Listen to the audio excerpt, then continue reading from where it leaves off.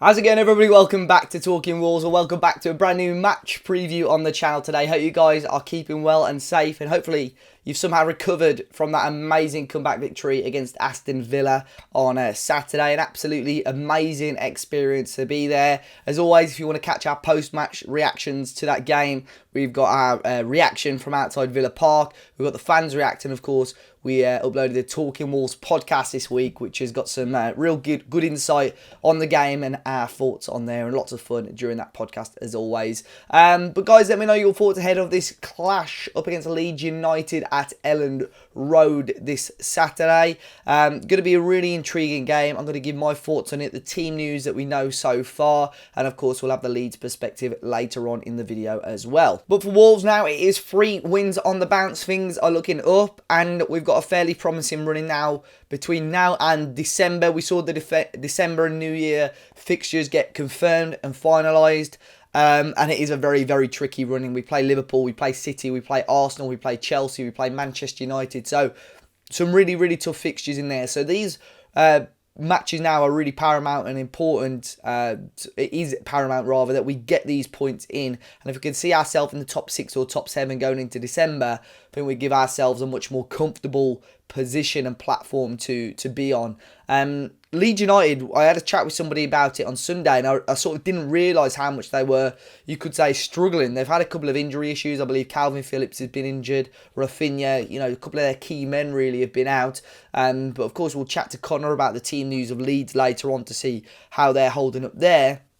In regards to Wolves, Trincao is back in training now. Of course, he missed the game against Villa. He was self-isolating or hadn't really fully recovered from having COVID-19. But other than that, we're looking like a pretty much full-strength team, other than the long-term injuries we already know about. Johnny, Pedro Neto, and obviously Gerson Mosquera. As of today, I don't know any other information about those. Bruno Lage may well talk about it over the next couple of days.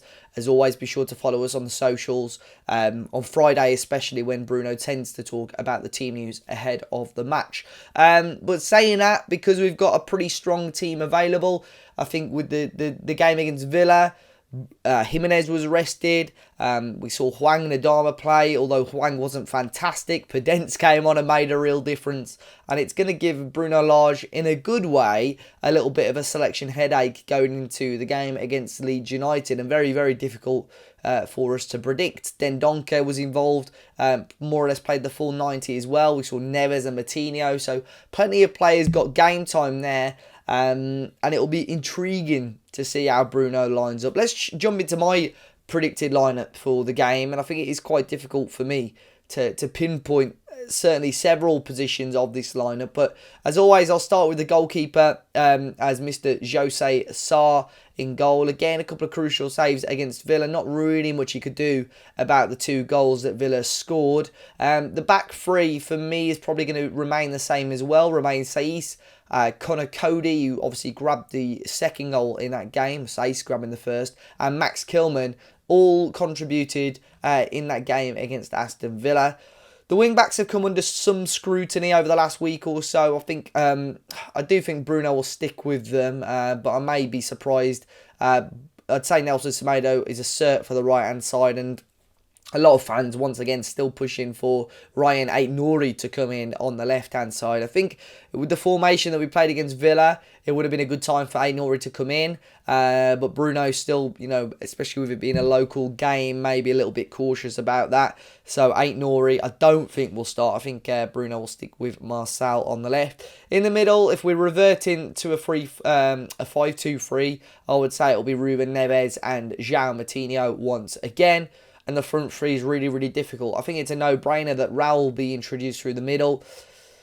Possibly based on Saturday's performance, I think he might go Adama on the right and Podence on the left. But look, Trincao's got every right to get back into the team. I think he was okay against Newcastle. The game before the international break was a little bit disappointing, if I'm honest, in terms of the chance he missed.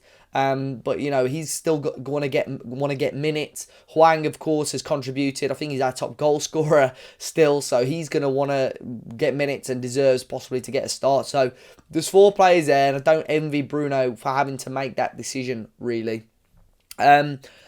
But now we will move on to the Leeds perspective. I spoke to Conor from the One Leeds fan channel, who gives us his thoughts ahead of the game against Leeds and what we can expect from Marcelo Bielsa's side. So then I'm delighted to be alongside Conor from the One Leeds fan channel to give us the Leeds perspective ahead of this weekend's game. Firstly, Conor, how you doing? You all right? Not great, mate. This football lark. I need to take up another sport. What sport do you recommend? Hockey, rugby, something else needs to happen. I'm sick of it, mate. I No, know. but all right, mate.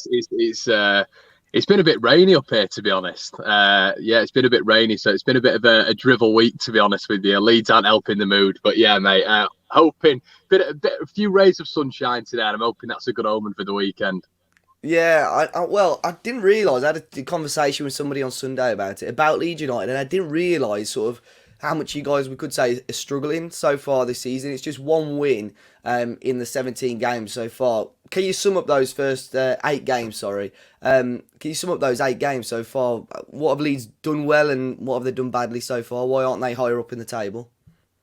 Yeah, to be honest, it's a mixture of things. 7 different centre-back combinations isn't ideal. Alongside that, it's the injuries, to be honest.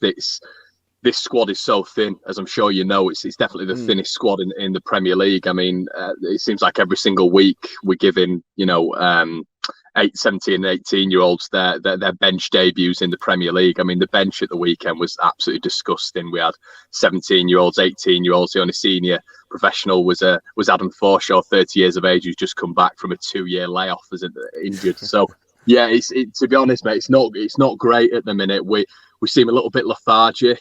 There's a lot of people talking about the whole Bielsa burnout thing, and is this eventually coming to fruition? I don't think it is. I think that's a lazy journalistic link, but there is a bit of a problem. There is a problem. I don't know what it is yet. At the weekend, Rafinha, Phillips, Ayling, Koch, Bamford were all out. So, I mean, the squad is absolutely battered with injuries. And unfortunately, we've not been in the Premier League long enough to thick out that squad. And unfortunately, the Bielsa way isn't to do that anyway. It's for a small squad, close linked with the under-23s to go into any season. And I don't know whether or not football's just got to a point now where you need a packed out squad. Wolves will know with Europe and stuff. That's our ambition. I mean, originally it's consolidation, of course it is, but the long-term project is to get into Europe. I mean, how on earth can you do that with a threadbare squad? It's nigh on impossible. So a few issues this year. We're very reliant on Rafinha, who is just saving us at this moment in time. And we've had a few injuries, to be honest, but there's just something not quite right. Yeah, I know. I mean, under Nuno, we had a really, really slim squad. And even when we were in Europe, he continued with that. And we were very, very fortunate that we didn't really get many injuries. And sort of only the last year with the major one of Jimenez, that's sort of when we've realised, right, we probably should bulk out this squad a little bit. But, relies on that, though, doesn't it? It really relies on it. You just simply have. And I think last season, obviously, we were unbelievable in terms of first season. 9th, you just simply, I mean, you look at Rafinha, you look at Calvin Phillips and even Bamford. If just one of those is out of this man marking system and this high pressing system, they're the nucleus, the spine. It really does struggle, and we're seeing the fruits of that now. In terms of players returning, obviously we probably won't know until like the press conferences later on this week. Any of those linked with a return this weekend against Wolves, or are they still out injured? Yeah, so it looks like we've seen training pictures, and you know what clubs are like. They leak them, and to get the fans all excited on social media, and then knowing Leeds will tell you they're all out injured Friday. So yeah, I mean, there's been pictures of Rafinha. He was obviously out of the Southampton game because he basically was ripping it up for Brazil for 3 games. So yeah, he's back in. Patrick Bamford, I think it's going to be a little bit too early for him. Phillips, I presume, will be back as well. So you're looking at Phillips and Rafinha. Ayling's still going to be out, which is a big miss at the minute. We're really missing those bombing on fullbacks that you always see with Leeds. And we've lost Alioski, our left back from last season. We brought in Junior Firpo from Barcelona. He's getting used to the system, so he's not as fluid at this moment in time in terms of the understanding of the Leeds way. And Ayling was so important last year in terms of progressive runs. So him being out the side it's almost like losing 2 wingers in themselves. Losing our fullbacks. For a lot of sides, it's not that important really, but for Leeds it's huge. So you could argue that Luke Ayling being out is as important as Patrick Bamford being out. But yeah, it looks like Ayling's going to be out. Patrick Bamford, but Phillips and Rafinha will return. You said then just about Junior Firpo. During summer, Leeds spent quite a bit of money on Dan James as well. How's he been getting on so far? And as a fan, were you surprised to see Leeds sort of go back in for him after the failed transfer a couple of years ago? Yeah, I mean, I wasn't surprised because Bielsa gets obsessive with players, and I'm sure you know that by now, Dave. But he's completely obsessed with Daniel James, as you've seen. I don't know if you've seen the Amazon documentary, but we signed him, and then he got snipped away from us at the last minute, went to the dark side, and then we managed to bring him back to the light. But no, it doesn't surprise me. When Ronaldo went to Manchester United, there was an opportunity there to bring him in, and he fits the system really well. He's a very, very pressive player. He's a defensive winger, which is absolutely perfect for us. He covers some real ground, and he's been getting better and better, to be honest. But he's not been in a side that's been fully cohesive yet because there've been so many injuries. So I'd love to see him in a Leeds side with all the compartments there. But so far, Dave, he's started off a little bit, slow, but at this moment in time, last sort of 2 games, he's definitely got better. Watford, he was really good, and Southampton, I actually thought he was one of the better players. So he's growing into it, but unfortunately, with this Bielsa system, we've seen it with Firpo, and we'll see it with James. It takes a while. It takes a long, long time to get into it, and at this moment in time, we don't have that luxury. Yeah, especially in the Premier League. Dan James as well, obviously he's one of those players, I'm not directly comparing him to Adama, but sometimes with that pace and that power, just needs one moment of brilliance and he'll create you a chance or even, create a goal. Quickly touching on Bielsa, his contract is up at the end of the season, I believe. Any rumours of him extending, or do you think it could be the end of Bielsa at the end of the season? Yeah, I mean, it's a weird concept, to be honest, because he almost runs the club, which is a weird thing to say. It can be a positive, it can be a negative. He almost runs it. He pays his own staff. He tells Leeds at the last minute if he's going to be staying or all this sort of stuff. And obviously he's improved the players to this Premier League level, players who really weren't Premier League level before he arrived. Calvin Phillips being the main example of that. So if he ever leaves, it's going to be a real worry for Leeds fans because we don't know what that next step is, and I think that is something that a lot of Leeds fans put to the back of their minds. But we never know with him until the very last minute. The Liverpool game at the start of last season, he signed 3 days before the game. This season, it's something very similar. He signs rolling 1-year contracts, but he's always said that it's up to Leeds. I'm very, very happy here. We were celebrating his 150th game at the weekend, which is nuts. I think his longest reign was at Newell's Old Boys for 109 games. So he evidently likes it here. And you can tell when he's bringing in players like Dan James that he wants to see a long-term project. So I can see him being here a while. It's just going to be on the league position, Dave. It would be horrendous and fascinating to see if we did go down, what he'd do, because I don't know if he'd fancy another crack at the Championship as none of us do. Yeah, I know. I think he should be strong enough. There's definitely 3 worse teams, I'd say, than Leeds United in the Premier League this season. And quickly to finish off, I mean, if you can, I know with all the injury issues, it's been a bit of a nightmare. If you can, what do you think your predicted lineup's going to be for a Saturday? Yeah, so it's obviously Wolves with the 3-4-3, which we hate. Wolves. We thought, to be honest, Dave, I thought we were quite unlucky at Molineux last year. I thought we were probably the better side, and obviously that Adama shot which went in off melee. It's cracking effort, but I thought we were pretty unlucky in that game. And I think it was the offside goal with Bamford as well, wasn't it? The VAR. But yeah, I thought we were quite unlucky at Elland Road. You were by far the better team. Saiz with an offside goal, which was a fantastic finish. But no, I think the 3-4-3 is a bit problematic. Normally Leeds change when there's a 2 up front, but obviously there's a 3 up front. I would probably predict Meslier in net. Right back Jamie Shackleton, a youth product. Centre backs, we're probably looking at Llorente and Pascal Struijk. Left back, hopefully Junior Firpo. Central defensive midfield, Phillips. Right side, Rafinha. Centre midfielders, Click and Dallas needs a rest, and Roberts isn't cracking. So this is the problem with depth, mate. I'll probably go Dallas in there. Left side will be Jack Harrison, and up top Rodrigo. I think that's how we're going to line up, mate. And score prediction? Nah, you just had to say, didn't you? Couldn't leave it at that. My head says.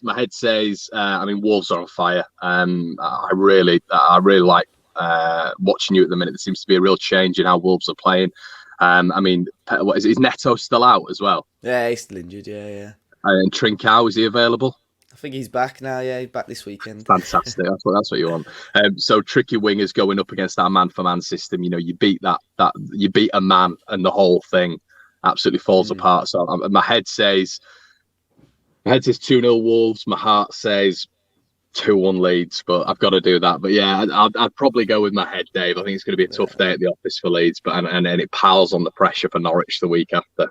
Yeah, I think it's going to be a close game. I predicted a goal either way, so I think Okay, all right, that makes me feel a bit better. Yeah, I think it'll be tight. I think both games last season were tight as well. But I wish Leeds all the best for the rest of the season, especially after 5 o'clock on Saturday anyway. But Conor, thanks a lot for jumping on. Check out Conor's channel, the One Leeds fan channel. Make sure to leave a link to it in the description. And yeah, cheers, Conor. See you next time.